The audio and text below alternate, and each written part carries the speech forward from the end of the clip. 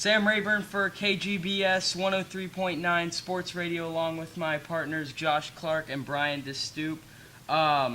Today we're going to be talking about the Tyler Seguin trade and what it means to Boston and Dallas. Can the Heat three-peat? And we're going to review the SEC Media Days of college football, and we'll give a quick preview of what we think the Southeastern Conference is going to do today. Starting off, Tyler Seguin, Ryan Peverly, and a prospect traded... Rich Peverly, sorry. Traded for Louis Erickson, Riley Smith, Matt Frazier, and another prospect. This is a big trade, probably the trade of the NHL offseason. Who do you think gets the benefit of this trade? We'll start with Josh Clark here. Well, I definitely think that Dallas is going to get the benefit of this trade. Louis Erickson had a very off year compared to his previous years. Tyler Seguin, even though he didn't really produce in the playoffs, he still had a phenomenal season, shortened season. And Rich Peverly will be able to add some veteran depth to the roster along with Ray Whitney, and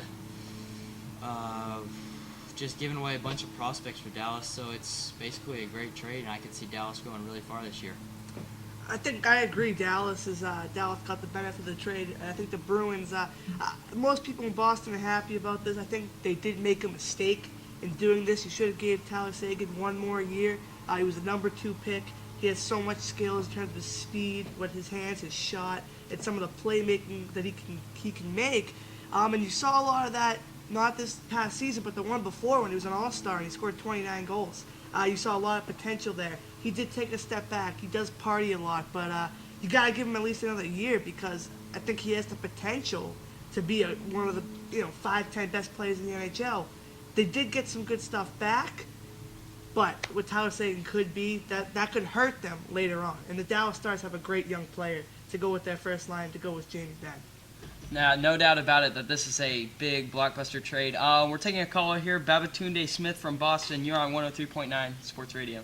Hey guys, really enjoy the show. I don't agree with that, but I'm going to switch topics anyways. So I'm a Celtics fan, a big one, and I just want to know what are your predictions for this coming season? I think they're going to win 30 games, and that won't be bad enough, and it's not good enough. It's kind of no man's land. What do you think? Well, I think the Celtics, look, I think they have enough talent to be an 8 seed or just miss the playoffs. They still have Jeff Green, who's going to get more shots, going to take more minutes, and he will be the small forward without Paul Pierce. You still have Rondo if he's here and if he's healthy, and you still have some good players like Brandon Bass, and if Chris Humphrey stays around, with his rebounding and down low post, and you still have Gerald Wallace. So you've got guys. You're not going to be good enough to get to the second round, but I think you can make the first round, which is, I think, a lot of people are like, well, they'll contend. I don't want to contend, because I think if you just stay the 8th seed, you'll be like the Milwaukee Bucks and never get anywhere, and that doesn't help your team. But I think they could win 37, 38 games, maybe, who knows, 40, and slide in with the 8th seed potentially. I have to agree there. Boston still, people don't notice. Yes, they got rid of Pierce and Kevin Garnett, who are both aging, so, you have to be able to accept that they're gone, but they're old. You still have plenty of good players on the roster, so, and you got a brand new coach that was an outstanding college coach, so you still have plenty of talent on that team that I could still see going to the playoffs every year.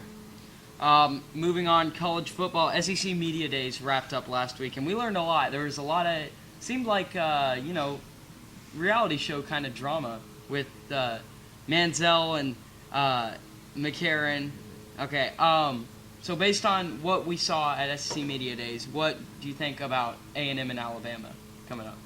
It's going to be a great game on September 14th, but basically,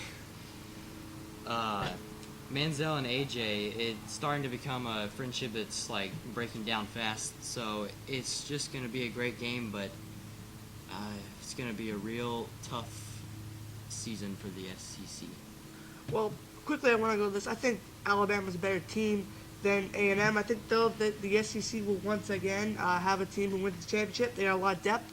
I think South Carolina's going to be very contender, and the Gators are still there. I think Jeff Driscoll's going to progress. You saw him get better as the year went on.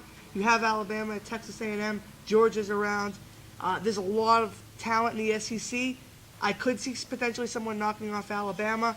Maybe not, but I just know this. There's going to be a lot of great games in the SEC this year, just like every year, and that Texas A&M Alabama one could be the best, potentially. We'll take a quick break here on KJBS.